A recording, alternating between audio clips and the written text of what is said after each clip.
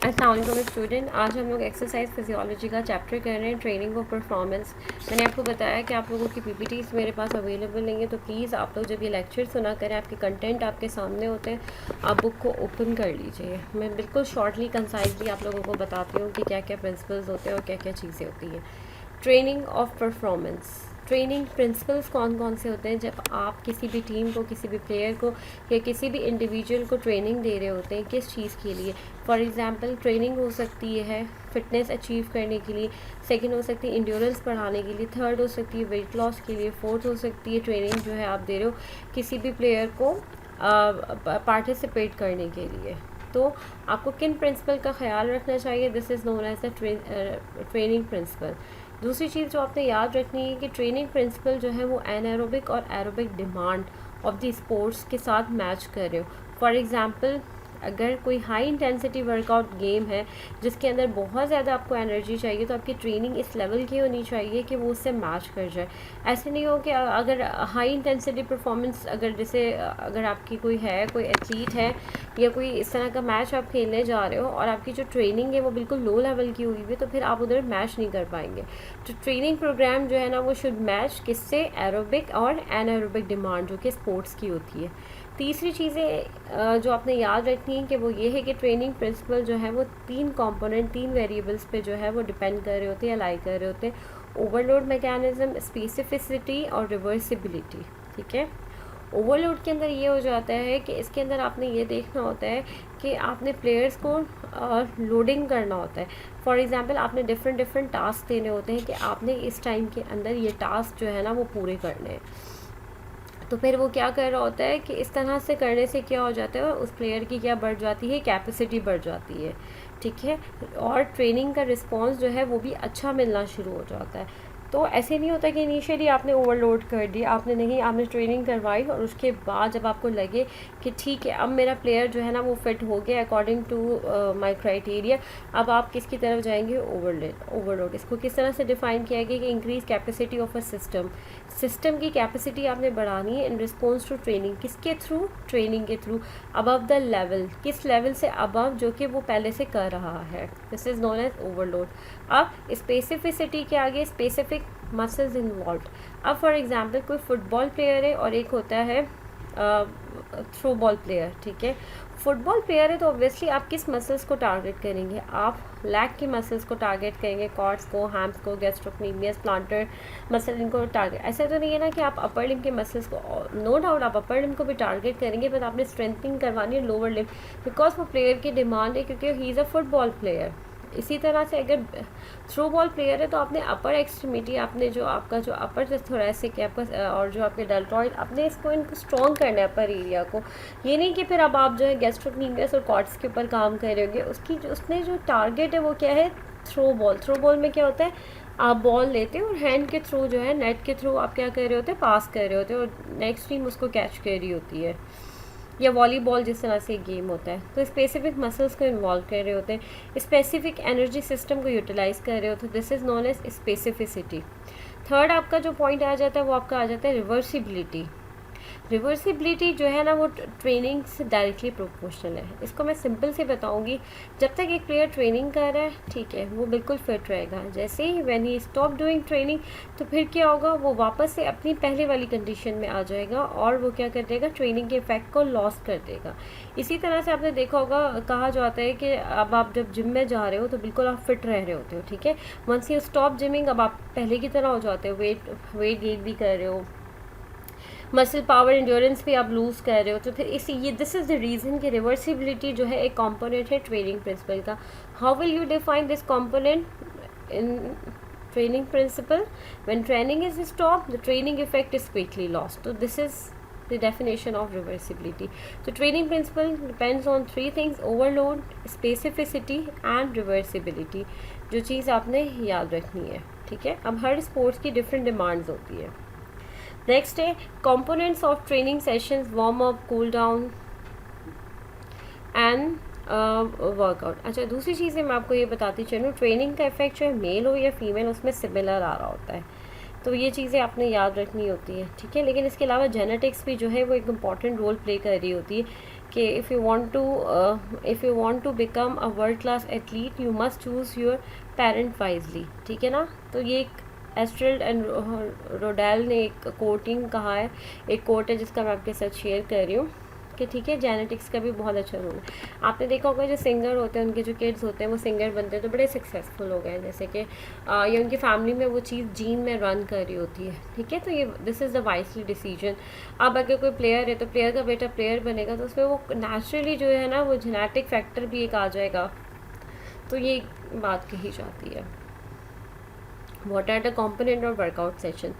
किसी भी प्लेयर को आप वर्कआउट प्रिस्क्राइब कर रहे हैं या आप जिम के अंदर कर रहे हैं या आप खुद भी एक्सरसाइज कर रहे हैं तो क्या क्या कंपोनेंट होते हैं। सबसे पहले होता है वार्म अप किया, फिर वर्कआउट किया, फिर कूल डाउन किया, ठीक है। फिर ट्रेनिंग आपकी 3 तरह की आ जाती है आगे, आप किस तरह की ट्रेनिंग कर रहे हो, इंटरवल ट्रेनिंग कर रहे हो, slow and long distance travelling कर रहे हो या high intensity continuous exercise training कर रहे हो, तो ये भी डिपेंड कर रहा होता है। वार्म अप के अंदर क्या कर रहे होते हो आप, इंक्रीज कार्डिक आउटपुट कर रहे होते हैं, blood flow to the skeletal muscles आप बेहतर बना रहे होते हो और मसल्स का टेम्परेचर जो है वो आप थोड़ा सा ठीक कर रहे होते हो, ठीक है। आप क्या कर रहे होते हो, बॉडी को प्रिपेयर कर रहे होते हो, believe to reduce risk of injury, ताकि रिस्क ऑफ इंजरी से आप प्रिवेंट हो सके। बहुत सिंपल से एग्जाम्पल है, मैं आपको बताती हूँ। आपने बिरयानी या कोई भी चीज़ तैयार करनी है, उससे पहले आप क्या करेंगे, उसके इंग्रेडिएंट्स को इस्तेमाल करना शुरू करेंगे। ऑब्वियसली आपको पैन की नीड होगी, आपको एक बड़े से स्पून की नीड होगी, आपको डिफरेंट इंग्रेडिएंट्स की नीड होगी।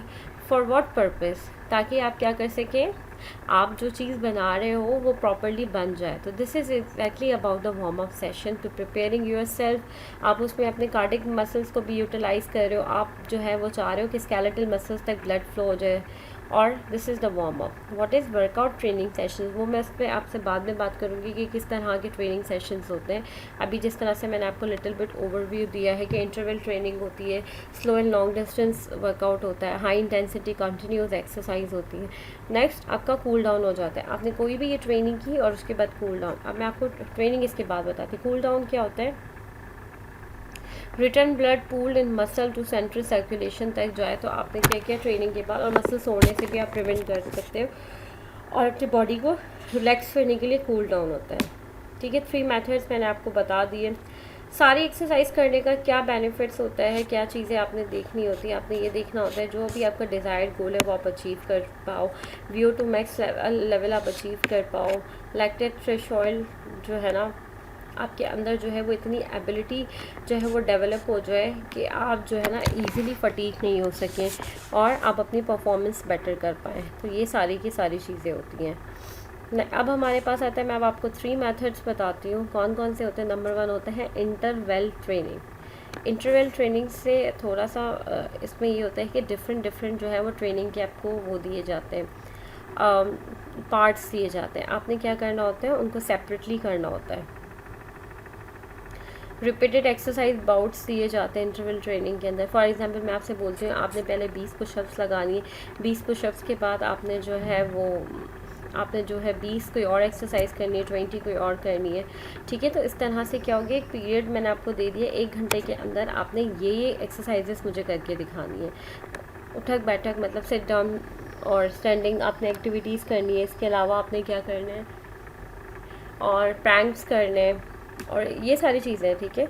वर्क इंटरवल क्या होता है, डिस्टेंस टू बी कवर जो भी होता है, इंटेंसिटी जो होती है आपकी हार्ट रेट जो होनी चाहिए 85 से 100 के बीच में ही होनी चाहिए। और एक बाउट्स कंप्लीट करने के बाद 60 सेकंड का आपने क्या करना है, ब्रेक लेना है।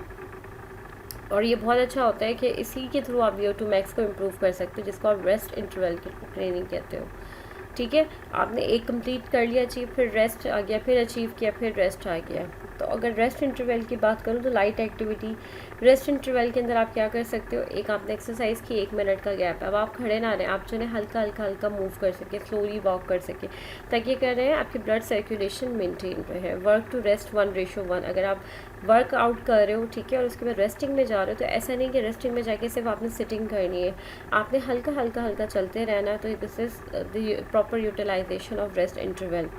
Numbers of interval sets and repetition ये डिपेंड कर रही होती है purpose of training and fitness level पे। अब एक प्लेयर है, उसकी फ़िटनेस बहुत बेहतरीन है, तो ऑब्वियसली कि नंबर